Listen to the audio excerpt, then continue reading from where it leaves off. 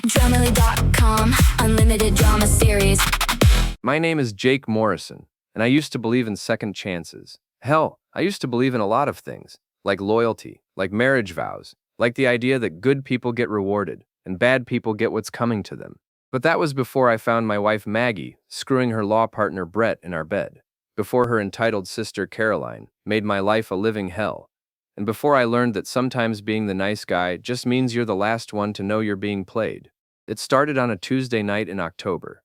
I was coming home late from the marina, where I run Morrison Marine Repair. Salt still clinging to my work clothes, hands stained with engine oil that never quite washes out.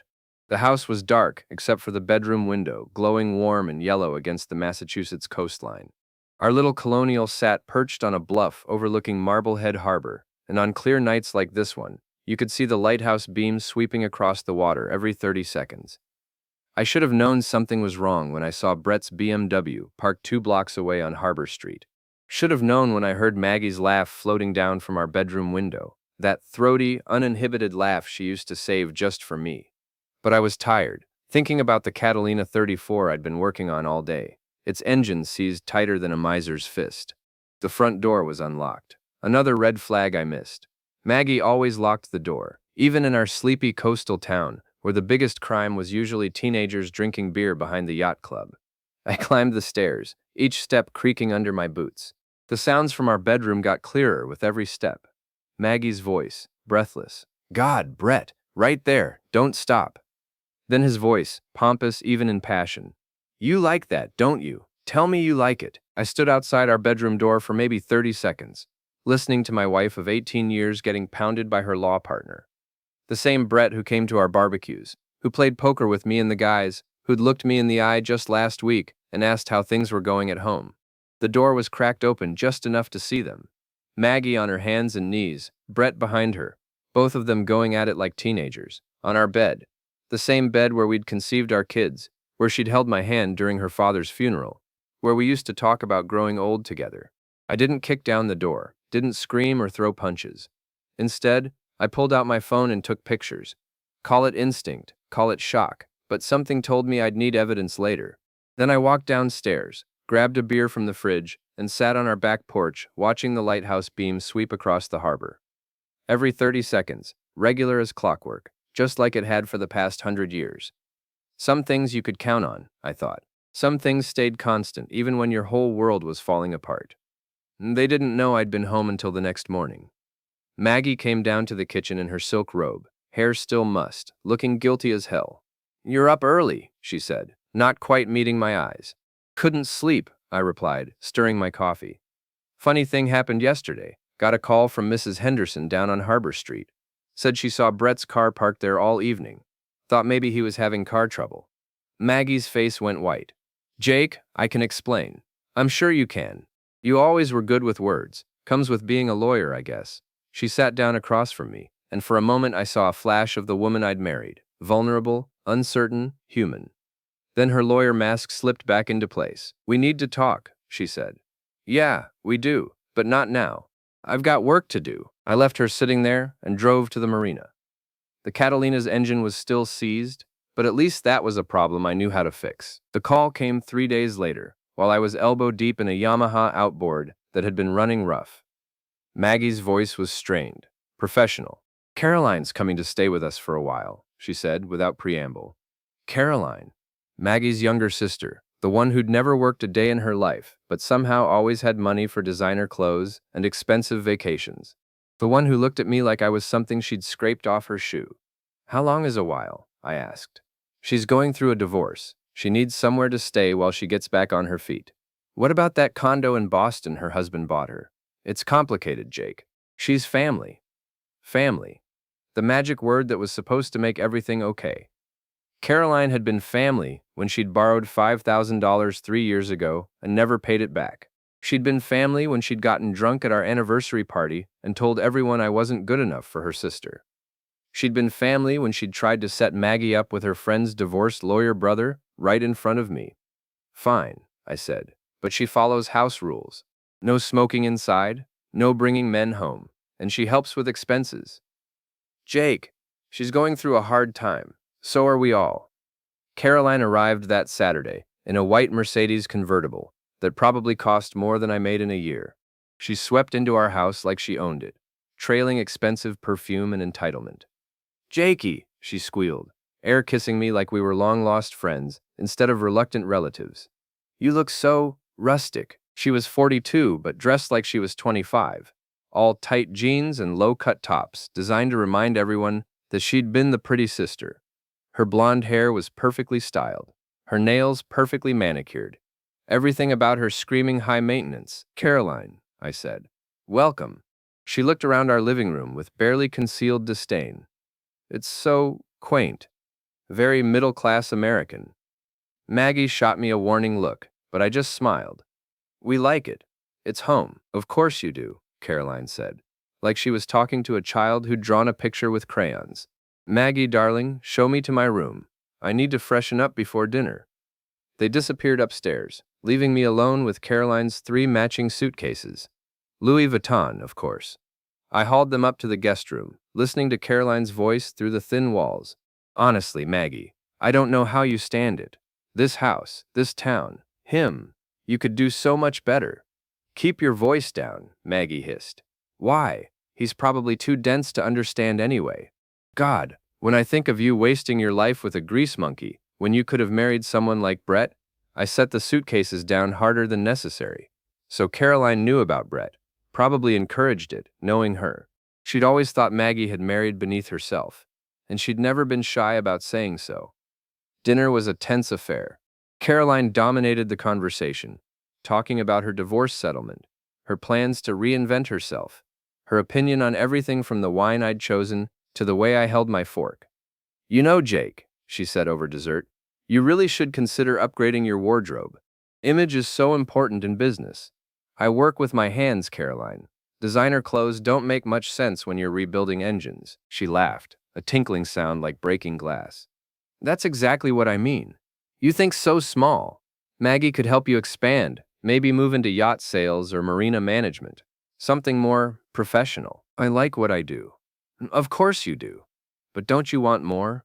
For Maggie's sake, if not your own?" I looked at my wife, waiting for her to defend me, to tell her sister that she was happy with our life. Instead, Maggie studied her wine glass like it held the secrets of the universe. "Some people are content with less," Caroline continued. "There's nothing wrong with that. It's just limiting." That night, lying in bed next to Maggie, I listened to Caroline talking loudly on her phone in the guest room. Something about meeting someone named Derek for drinks, about how she was slumming it in suburbia, but it was only temporary. "She's going to be a problem," I said quietly. "She's my sister," Maggie replied. "And she's hurting. So are we. When are you going to tell me about Brett?" Maggie was quiet for so long, I thought she'd fallen asleep. Then, "It just happened, Jake. We work together. We spend long hours on cases, and one thing led to another." "How long? Does it matter?" "Yeah, it matters." Another long pause. 6 months. 6 months. Half a year of lies, of looking me in the eye and pretending everything was fine. 6 months of coming home to a wife who was thinking about another man. "Are you in love with him?" "I don't know. Maybe." "Jake, we've grown apart. You have to admit that." She was right, and that was the hell of it. We had grown apart. I worked long hours at the marina. She worked long hours at the firm. We'd stopped talking about anything that mattered, stopped making plans together, stopped being partners, and started being roommates who shared a mortgage. But I'd never cheated, never even thought about it. "So what now?" I asked. "I don't know. Caroline thinks I..."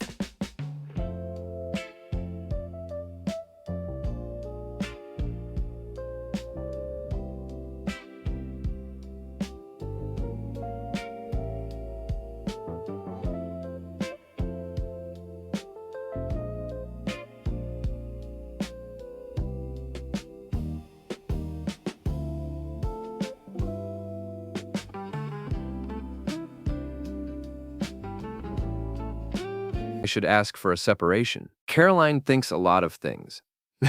She's not wrong about everything, Jake. We're different people than we were when we got married. Maybe it's time to admit that. I stared at the ceiling, listening to the waves crash against the rocks below our house. The lighthouse beams swept across our bedroom wall every 30 seconds. regular and reliable. Some things you could count on. But apparently marriage wasn't one of them. Caroline had been with us for 2 weeks when she decided to redecorate our living room.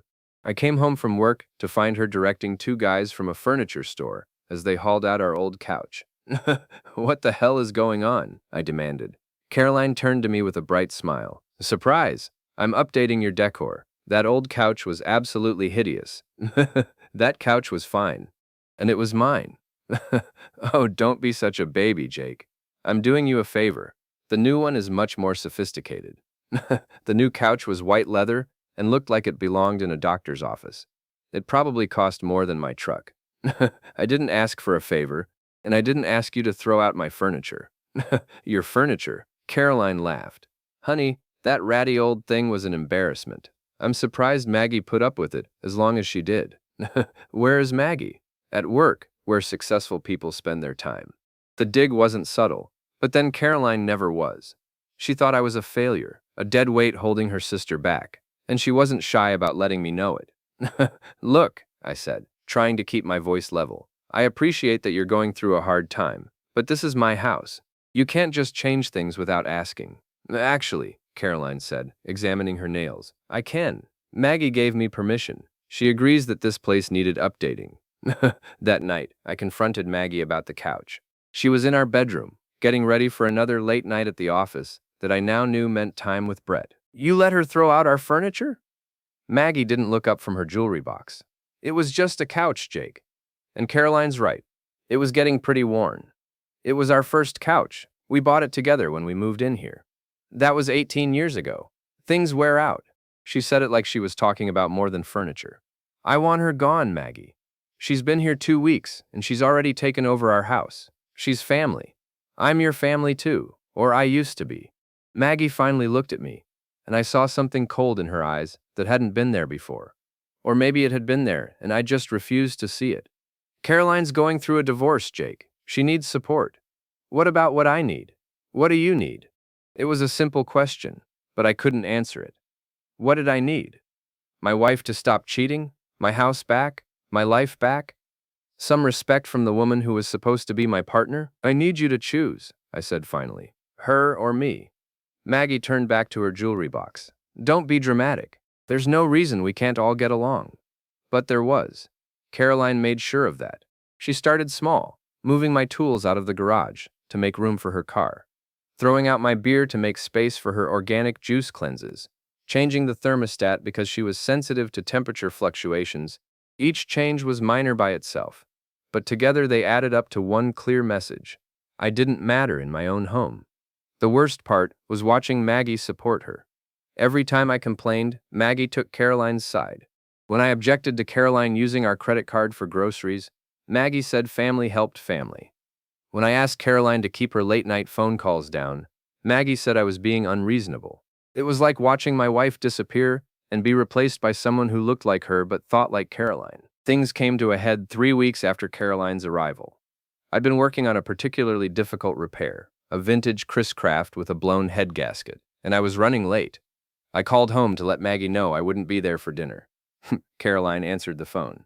Morrison residence, Caroline speaking. It's Jake. Is Maggie there?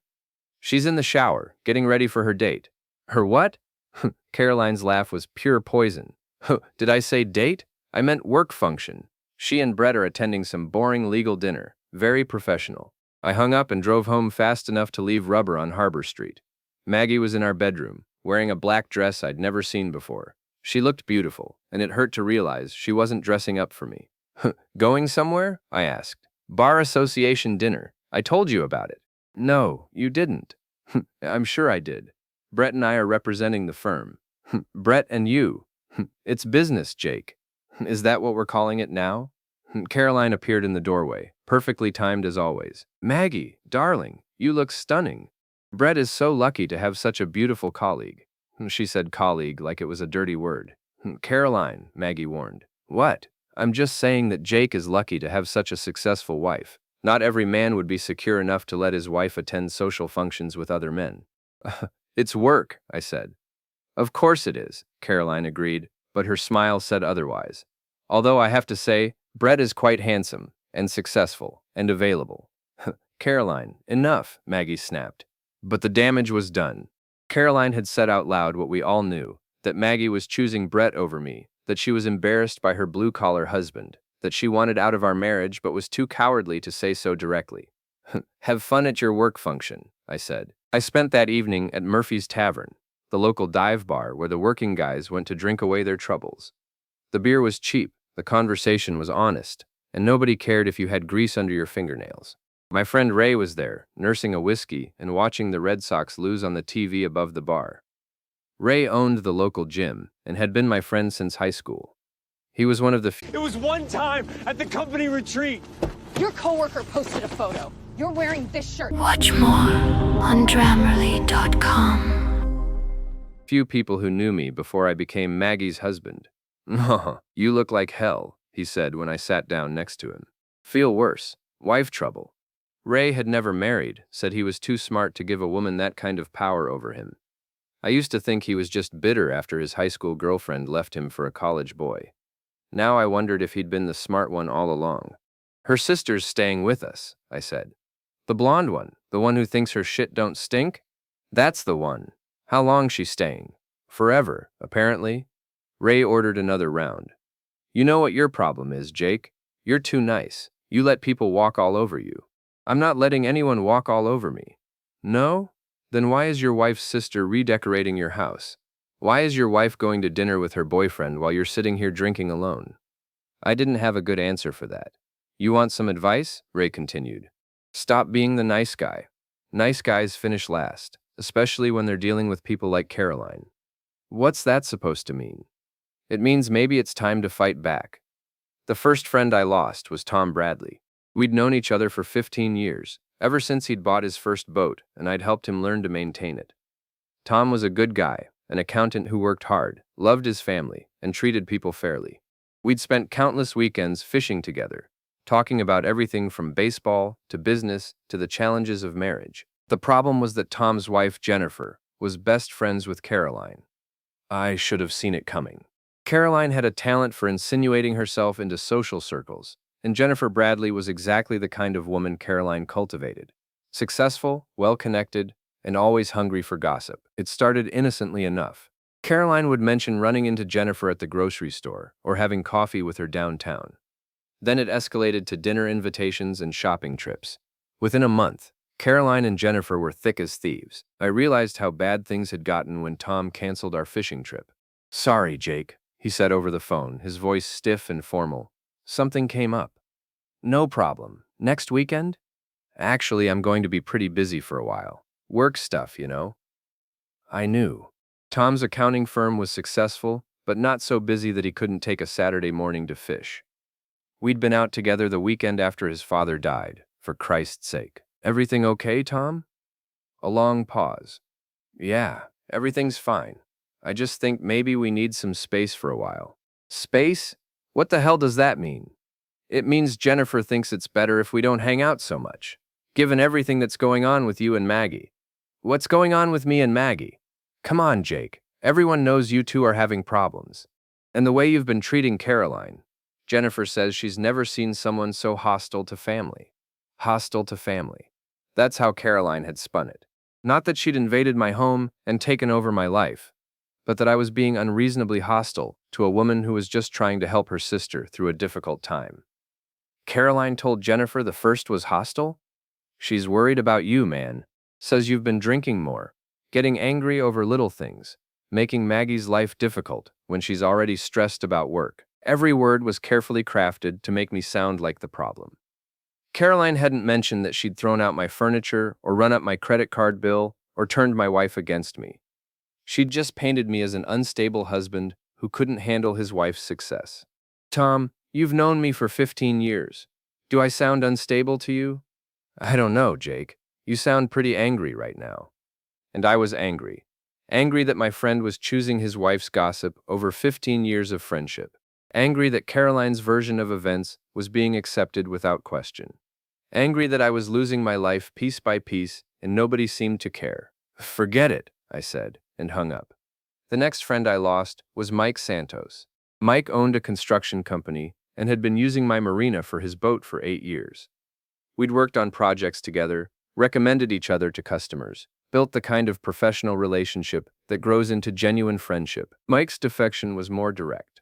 "Jake, I'm moving my boat to Harbor Point Marina," he said, standing in my office like he was delivering bad news to a terminal patient. "Something wrong with the service here?" "No, the service is fine. It's just, look, I heard about what's going on with you and your wife, and her sister. What exactly did you hear?" Mike shifted uncomfortably. "That you've been having some problems, getting aggressive, making threats." "Threats? What threats?" "Caroline told my wife that you threatened to throw her out on the street. Said you've been drinking and getting violent." "Violent?" The word hung in the air like smoke. I'd never laid a hand on anyone in anger, never even raised my voice to Caroline, despite every provocation she'd thrown at me. "Mike, I've never been violent with anyone. You know that." "I thought I did. But Jennifer Bradley says Caroline's scared of you. Says Maggie's scared too, but too loyal to admit it." "Maggie's not scared of me." "No? Then why is she staying late at work every night? Why is she talking about getting her own apartment?" That hit like a punch to the gut. Maggie was talking about leaving, and she was using me as the excuse, painting herself as the victim of an unstable husband instead of admitting she was cheating with her law partner. "Oh, I can't have my family associated with someone who might be dangerous," Mike continued. "I'm sure you understand." I understood perfectly. Caroline had launched a whisper campaign, spreading carefully crafted lies that made me sound like a ticking time bomb. She'd turned my wife's infidelity into my instability, my reasonable objections into unreasonable hostility, and it was working. The third friend I lost was Dave Murphy, owner of Murphy's Tavern. Dave and I weren't close friends, but we'd known each other for years. I'd helped him fix his boat, he'd served me beer, and listened to my problems. It was the kind of casual friendship that makes small towns livable. I walked into Murphy's on a Thursday night, looking forward to a quiet beer and maybe some conversation about the Red Sox. The place went quiet when I entered. Not completely silent, but that subtle shift that happens when someone unwelcome walks into a room. Dave was behind the bar, polishing glasses with more attention than they required. "Evening, Dave." "Jake." He didn't look up from the glass in his hands. I took my usual stool and waited. Dave continued polishing. The other customers, guys I'd known for years, suddenly found their drinks fascinating. "Can I get a beer?" I asked finally. Dave looked up then, and I saw something in his eyes I'd never seen before. Fear. "Maybe you should drink at home tonight, Jake." "What's that supposed to mean?" "It means I heard you've been having some problems, getting angry, making people uncomfortable. I can't have that kind of trouble in my place." "What trouble? I've never caused trouble here." "That's not what I heard." "From who?" Dave's eyes flicked toward the corner booth, where Jennifer Bradley sat with two other women I recognized from around town. They were watching our conversation with the avid interest of people enjoying a good show. "Just go home, Jake. Sleep it off." "Sleep what off?" I hadn't been drinking. I'd come straight from work, looking for nothing more than a beer and some friendly conversation. But somehow Caroline's poison had reached even here, turning me into a dangerous drunk in the eyes of people who'd known me for years. I left without arguing. What was the point? Caroline had done her work too well. The breaking point came on a Saturday morning in November. I was in the garage, organizing my tools after Caroline had borrowed my socket set and returned it in complete disarray. The autumn air was crisp, carrying the smell of salt and dying leaves, and for a moment I could almost pretend my life wasn't falling apart. Then I heard voices from the kitchen. Caroline and Maggie, talking in the low, conspiratorial tones that had become the soundtrack of my life. "He's getting worse," Caroline was saying. "Yesterday he actually yelled at me for using the good towels." "He didn't yell," Maggie replied, but her voice was uncertain. "Maggie, darling, you're making excuses for him again. The man is clearly unstable. Look how he's isolated himself from his friends." "He didn't isolate himself. Tom and Mike just what? Just decided on their own to stop associating with him? Come on, Maggie, you're smarter than that." I moved closer to the kitchen door, staying in the shadows. "People are talking," Caroline continued. "Jennifer Bradley is genuinely worried about your safety. She thinks Jake might become violent." "Jake would never hurt me." "Are you sure? Because the Jake the first see isn't the man you married. He's angry, resentful, drinking too much. And the way he looks at me, it's frightening." I'd had enough.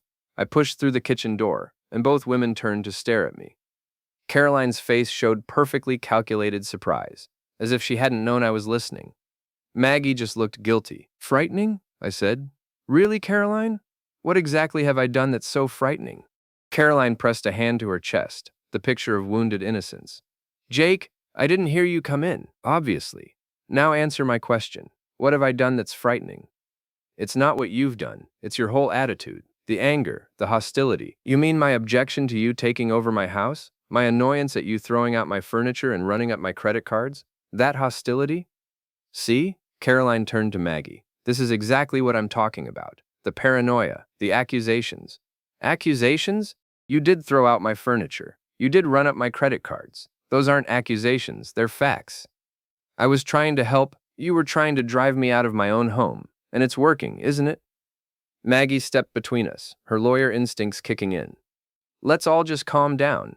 No, I said. I'm tired of being calm. I'm tired of being reasonable while your sister destroys my life. Do you know what she's been telling people, Maggie? That I'm violent, that I'm dangerous, that you're afraid of me. I never said, Caroline began. Bullshit.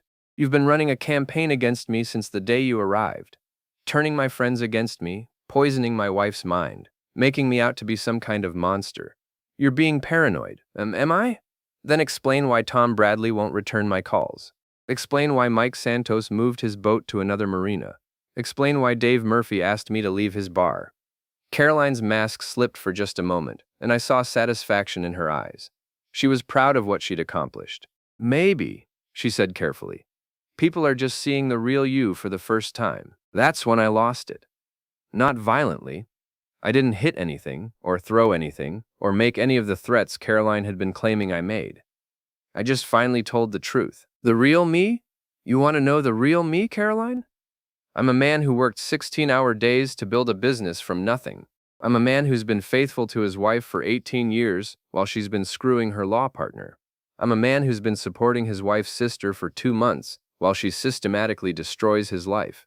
That's the real me. The silence that followed was deafening. Maggie stared at me with her mouth open. Caroline looked like she'd been slapped. Maggie's not.